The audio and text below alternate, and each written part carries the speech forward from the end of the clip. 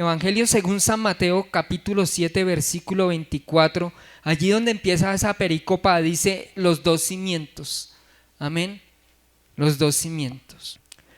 Cualquiera pues que me oye estas palabras y las hace, le compararé a un hombre prudente que edificó su casa sobre la roca. Descendió lluvia, vinieron ríos y soplaron vientos y golpearon contra aquella casa.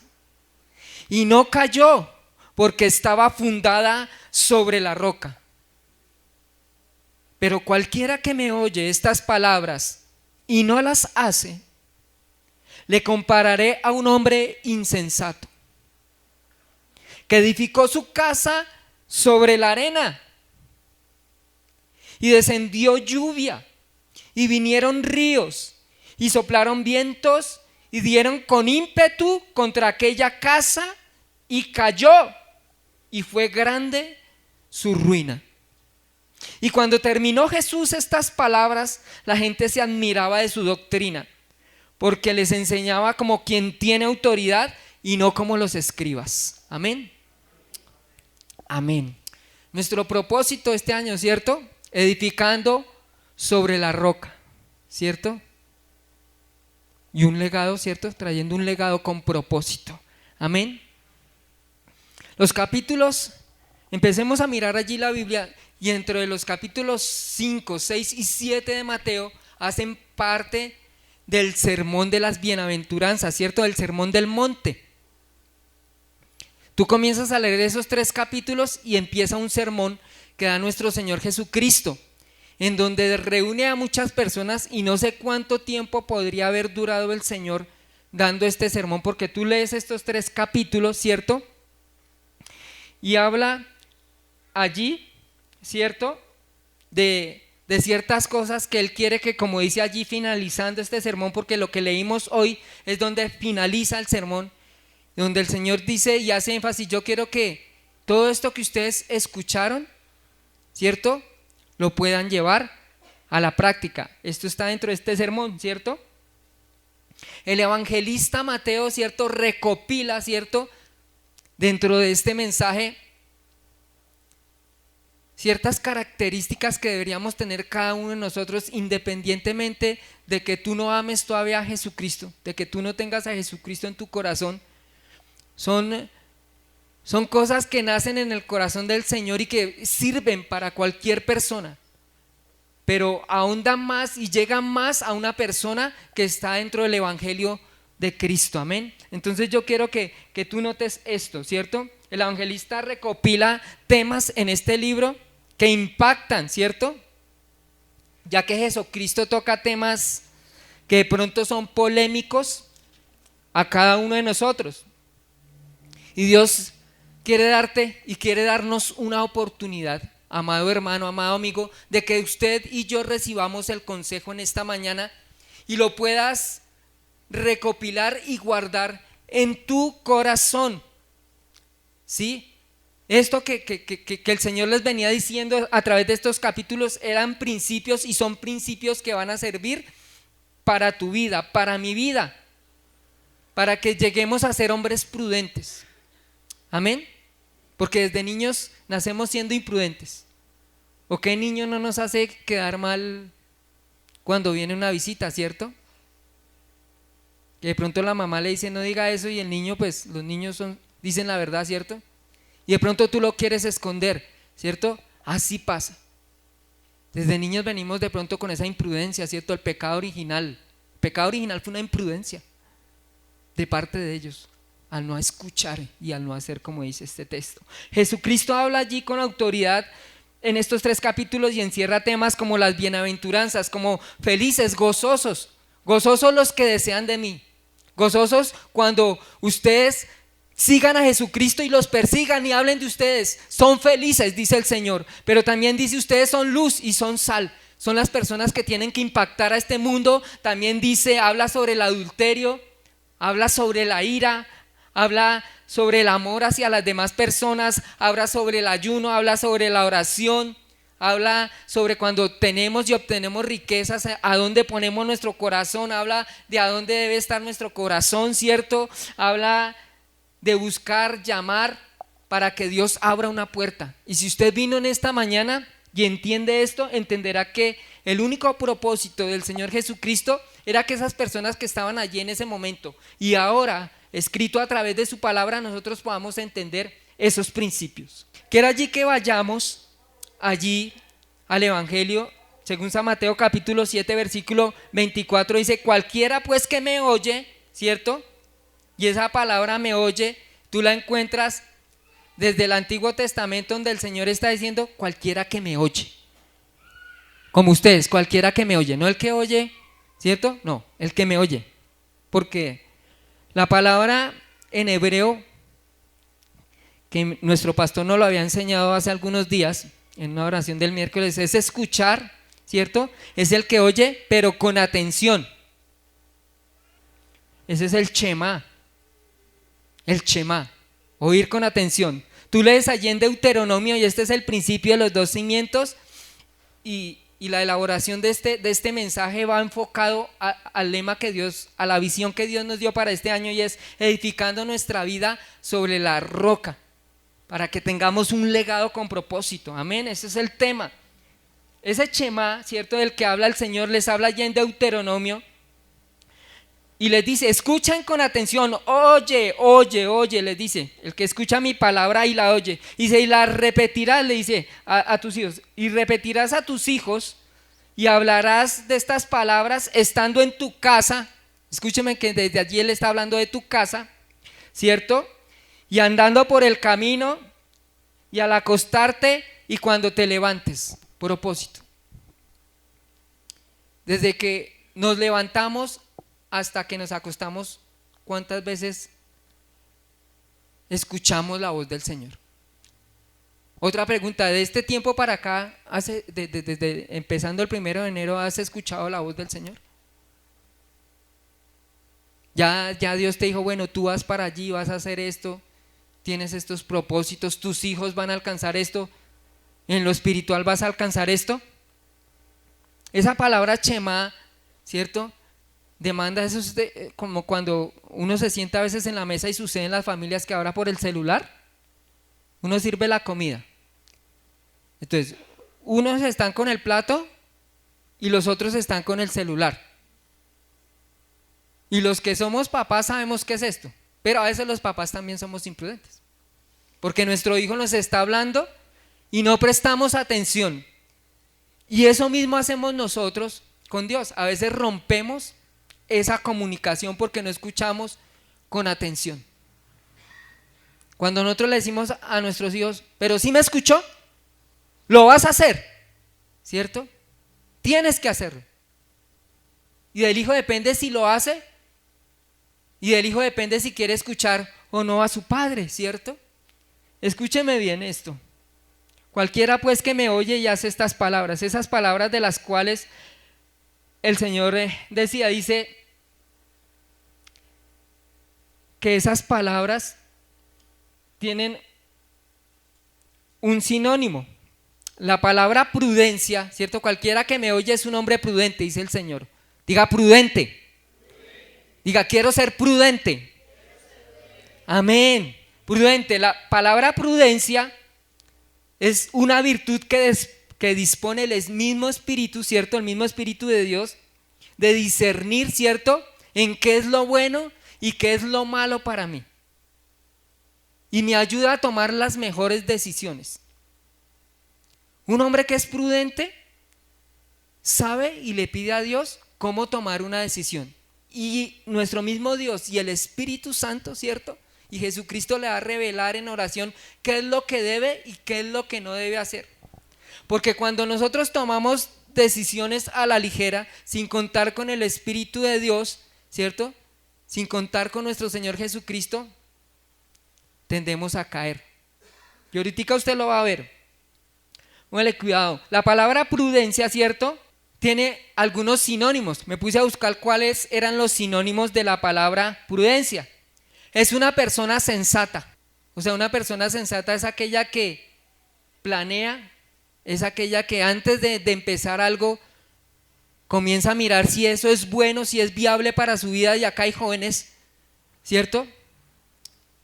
Tú piensas de pronto una carrera, tú piensas de pronto un estereotipo de persona, ¿cierto? De pronto las chicas querrán el del, como dicen por ahí, el del mentón partido, ¿cierto? El de ojos verdes. Otros dirán, yo quiero seguir esta carrera, ¿cierto? Y el Señor exige sensatez, exige de nosotros que seamos prudentes. Entonces, algunos sinónimos son que es una persona juiciosa. El que es prudente y edifica esa casa es una persona juiciosa, no es una persona que de pronto se ha visto casas por ahí que usted ve y dice, terrible esa casa.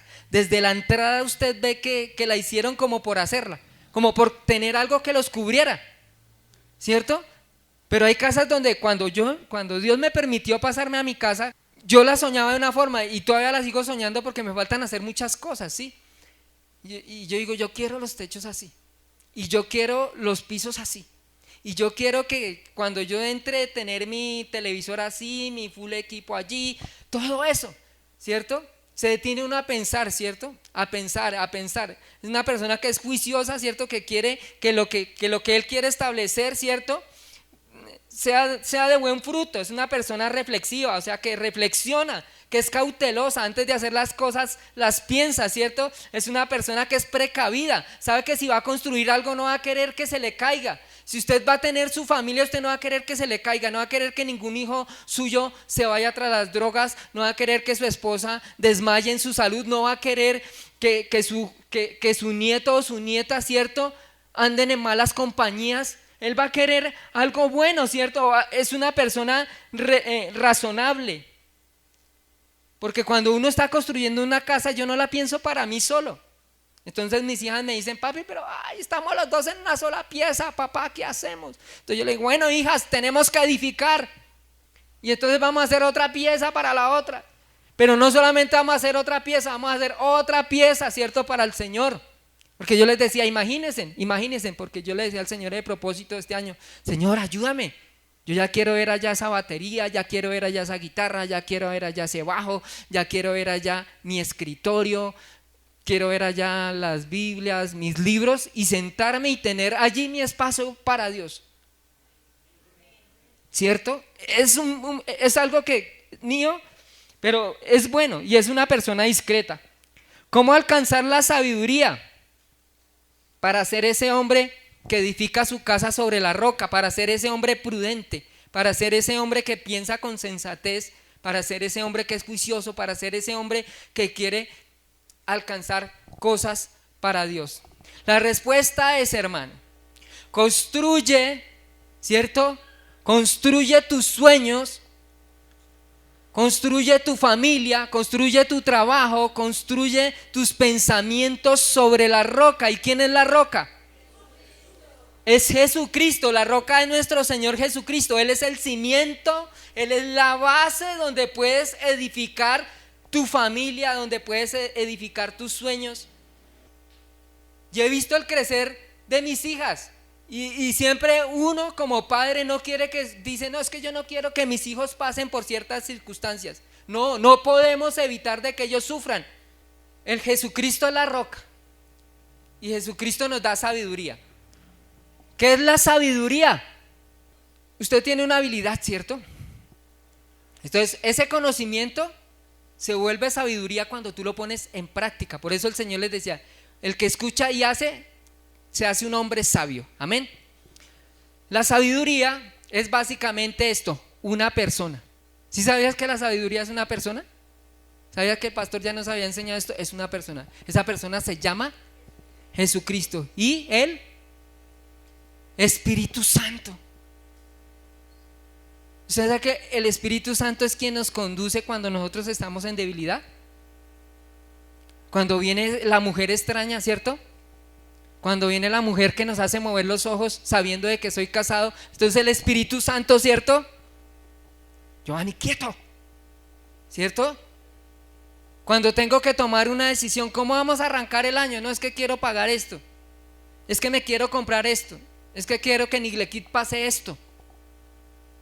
Prudencia. pero pidiendo la sabiduría de Dios. Y encontré algo que me pareció excelente allí en la Biblia. Jesucristo no solamente quiere que tú construyas una casa, sino que Él ya la edificó. Aleluya. Y esa casa, hay una casa espiritual, ¿cierto? Nosotros somos templo del Espíritu Santo, esta es una casa. Hay una casa a la que se refiere esta escritura, que es una casa que es nuestro hogar, que debe estar establecido sobre ciertos principios. Está una casa, ¿cierto? Que también dice allí que hay una casa, ¿cierto? Que Dios está preparando una morada para nosotros.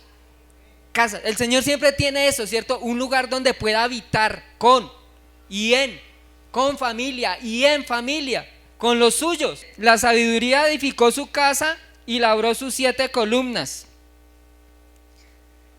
O sea, el fundamento Jesucristo. Pero ese fundamento sobre Jesucristo edificó 7 columnas que tú debes y yo debemos instaurarlas en las generaciones que vienen. Y para los que están aquí, escúchenlas de una vez porque son para ustedes también. Amén. Vamos con la primera columna, ¿cierto? Aparte, sabiendo de que debemos estar firmes y parados sobre la roca, pero el Señor no quiere dejar esa roca ahí, quiere poner y establecer principios en los cuales Él quiere que le escuchen. Y de esto habla la palabra. Quiero allí que vayas, voy a leer acá. Tito 3:5 es la primera columna.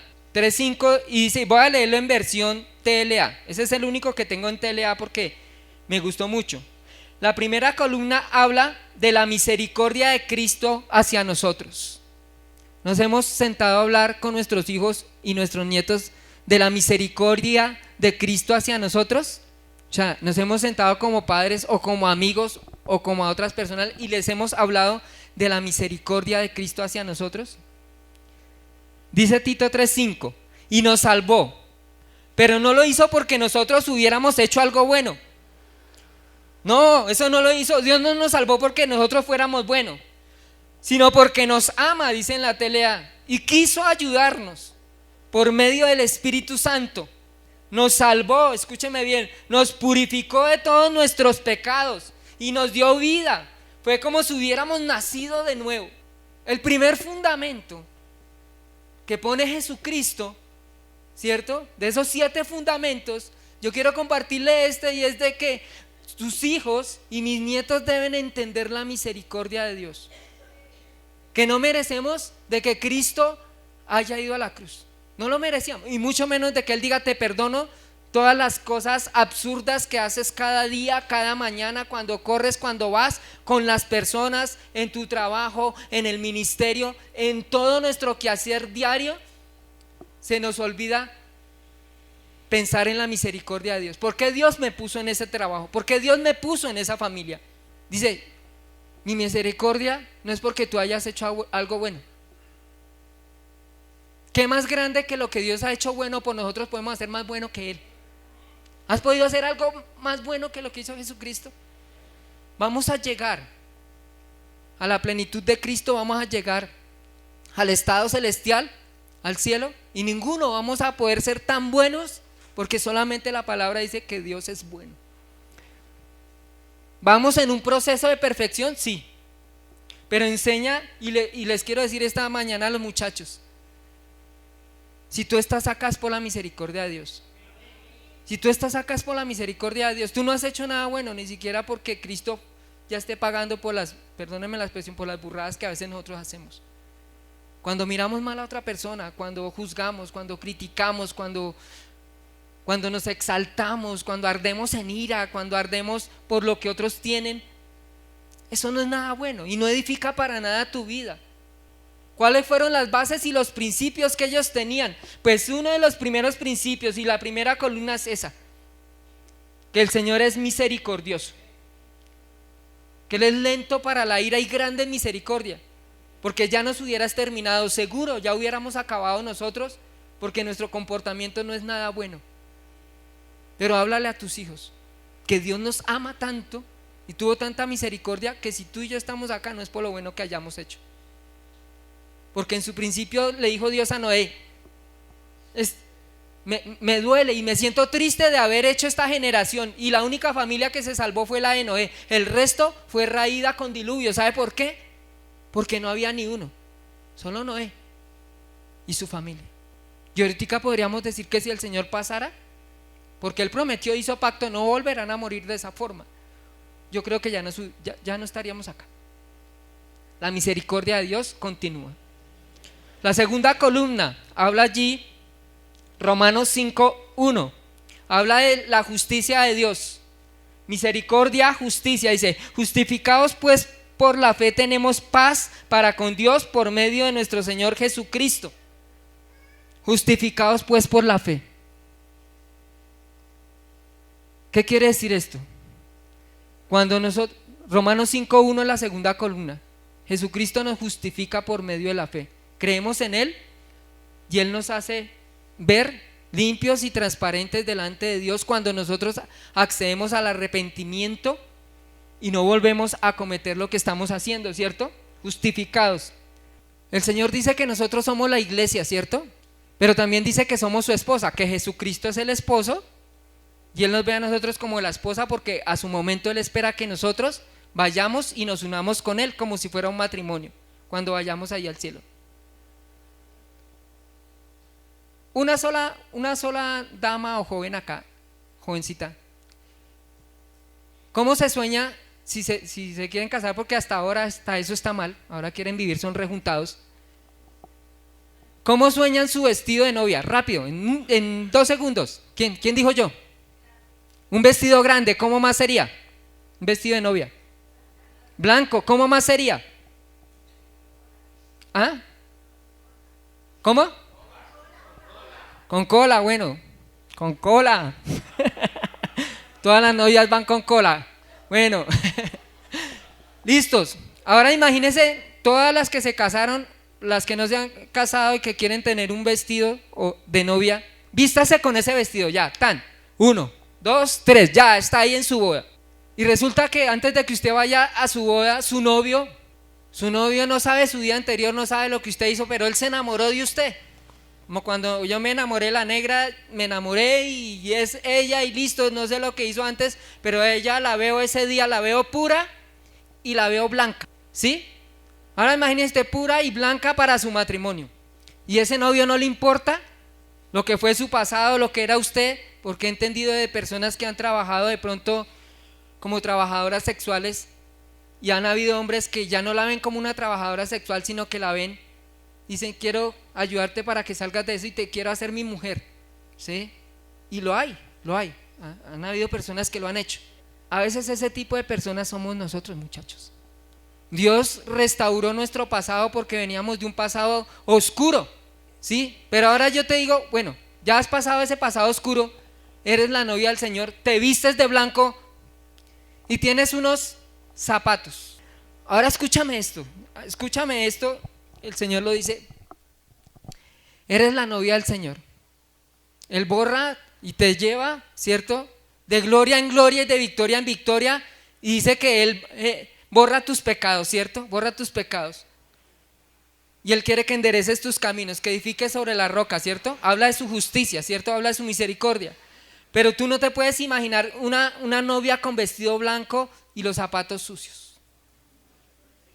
Imagínate tú con tu vestido blanco o los hombres con sus zapatos, bueno, su vestido, no sé, como se haya casado, se quiera casar, y su vida toda una inmundicia. ¿Qué es lo que quiero decir con esto? Justificados pues por la fe tenemos paz para con Dios. Dios perdona y dice que le echa ese pecado a la fondo de la mar, pero tú o yo, o nosotros hasta este momento no hemos entendido lo que es ser justificado. Y Jesús nos quiere vestir de blanco. Y dice, escúchame en esto, yo los quiero como una novia. Escuchen mis palabras. Pero la forma en que andas y la forma en que vives y lo que representas no es lo que es digno de una persona que quiera ser edificada sobre la vida de Dios. Entonces eso habla de justicia. Ordena tu vida. Ordena tu vida para que tu traje, tus pies anden por donde deben andar. Y escuches lo que debes escuchar y hagas lo que debas de hacer. No escuches a nadie más, escucha al novio. Porque una novia está pendiente, ¿cómo me querrá ver él? ¿cierto? ¿Cómo querrá que yo ande con Él? Y no puede ser que el Señor Jesucristo se vista de santidad y de majestad y nosotros estemos, como dice muchas veces, ya no lo somos, pero a veces pareciéramos, como dice la Biblia, trapos de inmundicia. Él nos justifica, sí, nos perdona, pero no ensuciemos nuestro vestido, y esto es para todos y cada uno de nosotros. La tercera columna habla de la paz de Cristo, que nos fue dada. Esa la encontramos en Juan 14:27, dice: la paz os dejo, mi paz os doy, yo no os la doy como el mundo la da. No se turbe vuestro corazón, ni tenga miedo. Enséñale a tus hijos la misericordia de Dios, enséñale a tus hijos que son justificados por la justicia de Dios, enséñale a tus hijos que en Cristo, en Dios hay paz. En el trago no hay paz, porque se matan a puñaladas como anoche, a tiros. En el vicio no hay paz, ni siquiera en el baile hay paz muchas veces, porque usted se siente bien por el rato, pero usted cántele a Dios, adore a Dios de corazón y entenderá lo que es la paz. Porque usted viene y usted adora, y como hacía Pablo, ¿no? Pablo y Silas, en medio de las circunstancias encontraron la paz del Señor, pero esa paz no se encontró en la quejabanza, esa paz no se encontró en el amigo, esa paz no se encontró en el vicio, esa paz no se encontró en un familiar, porque a veces estamos mendigando amor de otros. Mi papá no me quiere, mi mamá no me quiere, mi amigo del trabajo no me quiere, ¿cierto? Quieren, a Joanny no lo quieren. No. Dice que la paz del Señor es la que sobrepasa todo entendimiento, y cuando tú y yo nos acercamos al Señor, tienes que enseñarle ese legado a tus hijos. Paz, paz. ¿Dónde encuentras la paz? No la encuentras allá afuera, no la encuentras en ningún reto, no la encuentras teniendo el auto o teniendo la sabiduría pues más grande en conocimiento acá con títulos, no la encuentras allí. Esa paz no es la paz de Dios. Yo también quiero unas Nike, yo también quiero unas Adidas, yo también quiero el pantalón así, yo también quiero mi moto, pero sé que la tengo y a los 8 días ya se me pasó el gusto por eso. No tengo paz. Pero con Jesucristo, cuando tú y yo edificamos ese cimiento, esa columna, buscando la paz de Cristo, todo va a estar bien. En medio de las circunstancias, dice que aunque pase por el fuego, que donde ande en valle de sombra de muerte, todo eso. Entonces dice: no se turbe su corazón ni tenga miedo, porque Jesucristo trae paz. La cuarta columna habla de la santidad de Cristo. Háblale a tus hijos eso, profésale eso también. No solamente la paz, sino que en Jesucristo hubo santidad. Primera de Pedro 1, del 15 al 16. Voy a leer solo una parte. Y dice: porque está escrito: sed santos porque yo soy santo. Muchachos, amados, hermanos, amigos, cuando uno entra a la iglesia, ¿cierto? A cualquier iglesia, o los que piensan de pronto en asistir a una iglesia, dicen: yo no voy a esa iglesia porque allá me exigen. Porque es que eso, cuando uno vaya a la iglesia ya no puedo volver a bailar, cuando yo voy a la iglesia yo ya no puedo tener ciertos amigos, cuando voy a la iglesia entonces yo tengo que adaptar ciertas formas. Y no, qué oso que mis amigos me vean de pronto con un atuendo, ¿no? Vestido de pronto de smoking, de paño. Pero hermano, Dios nos lleva tanto en santidad que nosotros aprendemos a hablar. A veces hablamos palabras soeces, y muchos de nosotros aún nos pegamos, maldecimos, ¿cierto? Nos machucamos y maldecimos, siendo hijos de Dios. La santidad, dice la palabra: sed santo porque Jesucristo fue santo. Para que Él llegara a esa cruz, no se quejó, no dijo ni una mala palabra. Todo el que le infamaba, Él lo bendecía. Todo el que quería hacerle daño, Él lo bendecía. Todo el que se acercaba a Él, querían, los niños andaban con Él, la gente andaba con Él. ¿Por qué? Porque Él andaba en santidad. Y una persona que es santa atrae a otros. Dice: ay, yo quiero ser como es Él. Quiero esa nobleza, quiero esa pasividad, quiero esa prudencia que tiene Él. La santidad de Dios es algo que nosotros dice que debemos buscar cada día, porque está escrito: Dios es santo, busquemos esa santidad. No solamente en el vestir, no solamente en el hablar, porque yo puedo tener este traje, pero el Señor les decía allí a los demás, a los fariseos, a los publicanos: ustedes son sepulcros blanqueados, porque cuando usted ve una tumba le echan blanco, ¿cierto? Pero por dentro, ¿qué hay? Pobredumbre. Entonces saquemos esa pobredumbre de nosotros. esa pobredumbre, ¿cierto? Y vistámonos, ¿cierto? De Jesucristo. Vístete de Jesucristo. ¿Qué es vestirse de Jesucristo? Escucha alabanza, escuche las prédicas de la iglesia que están allá en el YouTube. Eso es vestirse de santidad. Vaya a su cuarto por las mañanas, que el pastor nos puso un reto. ¿Quién quiere leer la Biblia en un año? Él ya no lo había dicho y yo la estoy leyendo día a día como lo dice la Biblia, porque no sabía cómo lo iba a hacer él. Eso es vestirse de santidad, y eso es lo que nos hace prudentes. La quinta columna habla del amor de Cristo, está en Juan 17:23. Dice así, esta era una oración también que hacía el Señor. Yo en ellos, Juan 17:23, la siguiente columna, el amor de Cristo. Yo en ellos y tú en mí, para que sean perfectos en unidad, para que el mundo conozca que tú me enviaste y que me has amado a ellos como también me has amado. Juan 17:23 dice que Dios nos ha amado a nosotros. Escuchen esto, yo no lo había entendido hasta que Dios nos ha amado a nosotros como amó a Jesucristo. ¿Sí entiendes eso? Te ama, Dios nos ama como amó a Jesucristo. ¿Y cómo amó a Jesucristo? Dice que hasta el fin.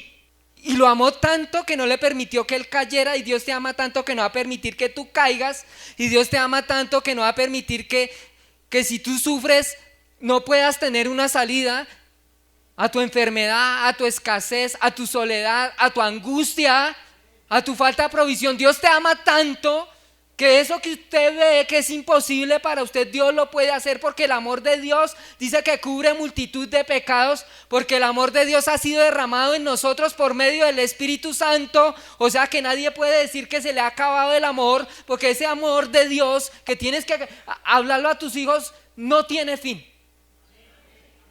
Y es el mismo amor que Dios usó para sacar a Jesucristo de la muerte y resucitarlo. Es como si usted cogiera a su hijo y usted lo viera muriendo o ya muerto, y usted tener tanto amor de decir, Dios mío, quisiera levantarlo y sacarlo de allí. Ese mismo amor es el mismo amor que tú debes edificar sobre tu familia y mi familia. Pero no lo hemos entendido, amado. La sexta columna habla de la persona de Jesucristo.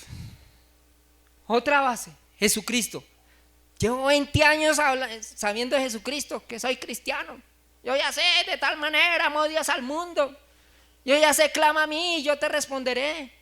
Yo ya sé, como nos leía mi pastor esta mañana, no temas ni desmayes, ¿cierto?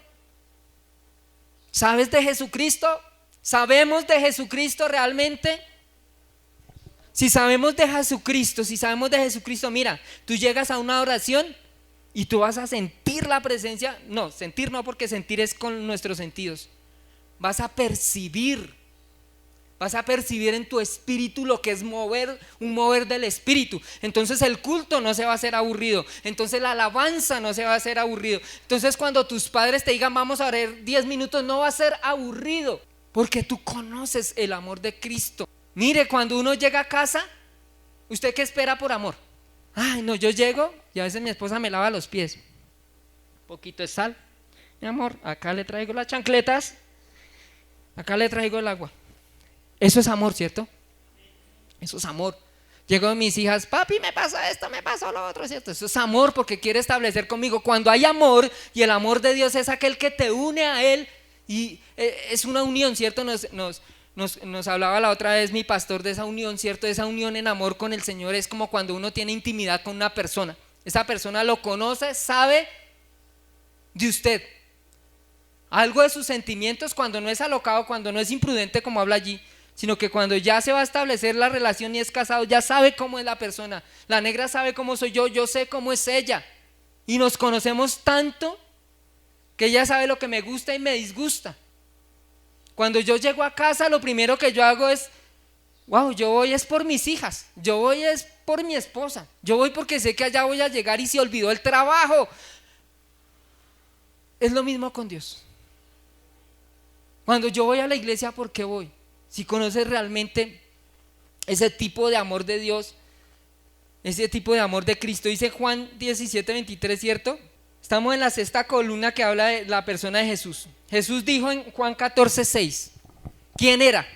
Porque yo soy el camino, la verdad y la vida, y nadie va al Padre si no es por medio del Señor Jesucristo. Eso es lo que dice la Biblia que es Él. Pero ¿quién es Jesús? Si es una columna en tu vida, ¿quién es Jesús como parte de tu familia? Como ese cimiento que le dices a tus hijos. Porque no es fácil, no es decirle a los hijos, ¿usted lucha para levantar a sus hijos para venir a la iglesia? Veo caras por ahí apenas hacen, claro, todos luchamos. ¿Usted mismo lucha para venir acá? Claro, yo también luché esta mañana. Si no, yo sería un mentiroso y diría, no, es que no, yo me levanté con toda porque... No. Pero cuando conozco lo que yo puedo hacer a través del amor de Cristo, eso me mueve a hacer cosas insuperables. Los discípulos se movieron por amor de Cristo. La iglesia se fundó de ahí para acá porque a los discípulos no les importaba que los persiguieran, sino que el Señor les dejaba esa oración allí en Juan 17 donde les decía, tranquilos, yo estoy con ustedes hasta el fin. Y eso es entender el amor de Cristo. Dios va a estar contigo hasta el fin. El hermano te falla, el papá te falla, el amigo te falla, en el trabajo te fallan, el sueldo a veces te falla, no te llega cuando tienes que pagar, todo te falla, pero Jesucristo y su amor nunca falla. Amén. Esa es la sexta columna. Ya para terminar, la séptima columna habla de lo que a muchos pastores amados les gusta hablar, y sí debemos hablarlo, pero que a veces todos nos enfocamos en eso y se nos olvidan las anteriores. Sí, esta columna es buena, pero no te aferres tanto a eso, sino a las anteriores columnas. Dice Filipenses 3:10, dice, a fin de conocerle y el poder de su resurrección y la participación con sus padecimientos, llegando a ser semejante a él en su muerte. Esa séptima columna habla del poder de Dios. Si tú te acercas a Dios, sí, yo quiero que reconozcas de que la palabra dice lo que cantábamos esta mañana, para Dios no hay nada imposible. La palabra dice que el que se acerca a Dios no le echa fuera. ¿Por qué? Porque para Él no hay nada imposible. No hay nada imposible, no hay nada que Dios no pueda superar, como lo cantábamos, ¿cierto? No hay nada que pudo separar a David mientras él estuvo con el Señor. ¿Qué lo dominó a él? El pecado, ¿cierto? Él vio en Dios un poder.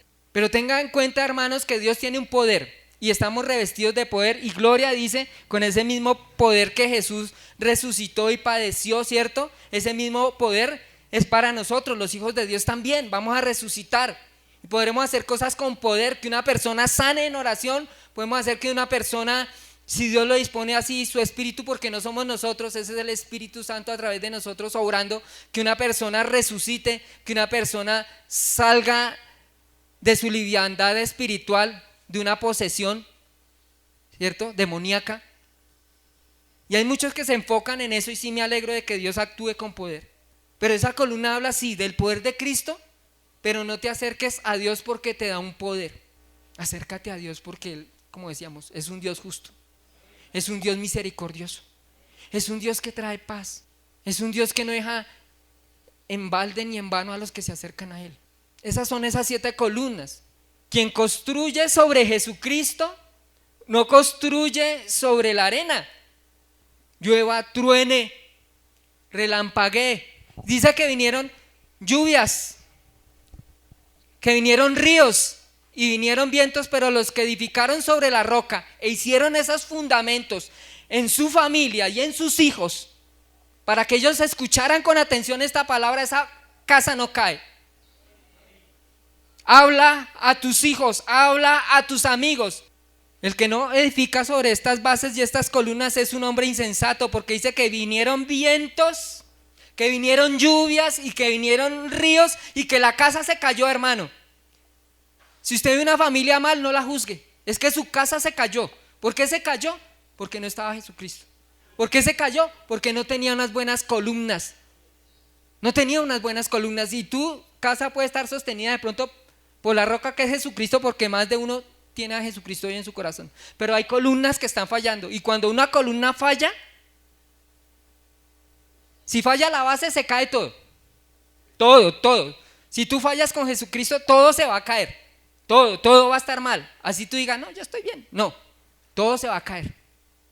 Pero también, si hay una de esas columnas donde tú no reconoces a Jesucristo como Dios y Salvador, donde no reconoces que él todo lo que ha hecho no es porque tú seas bueno, donde tú reconoces de que todo está provisto en Él, tu casa cae. Si falta una columna, pues van a haber agrietamientos. La casa va a empezar, ¿cierto? Refuerza esas columnas. ¿Qué es una persona insensata? Es una persona que carece de sensatez, que carece de buen juicio, que es imprudente, que es sin cordura, que para nada es colaborador y que no tiene sentido común.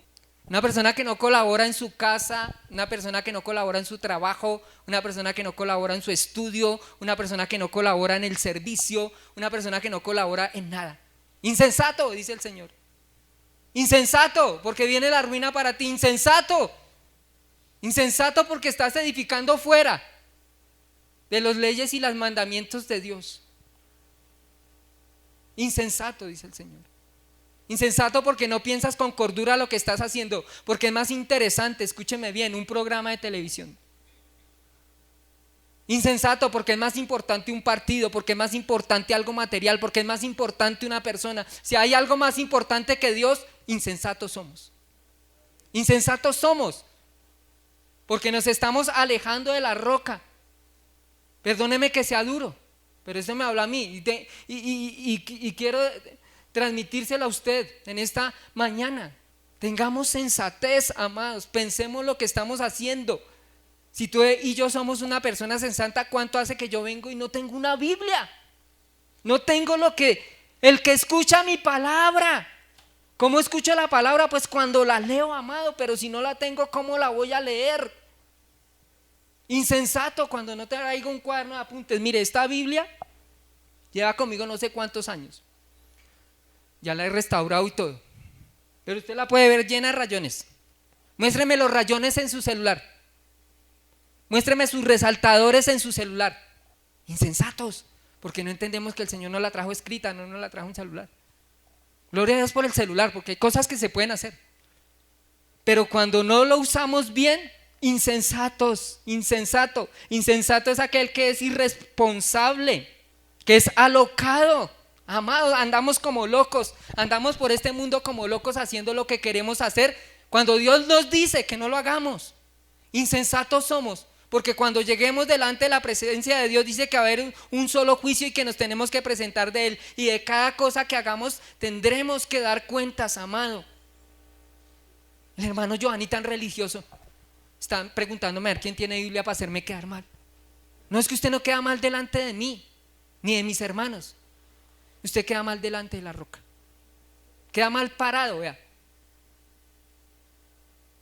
Cuando hay esos movimientos, ¿cierto? Los que han estado en edificios están mal parados. El insensato está mal parado.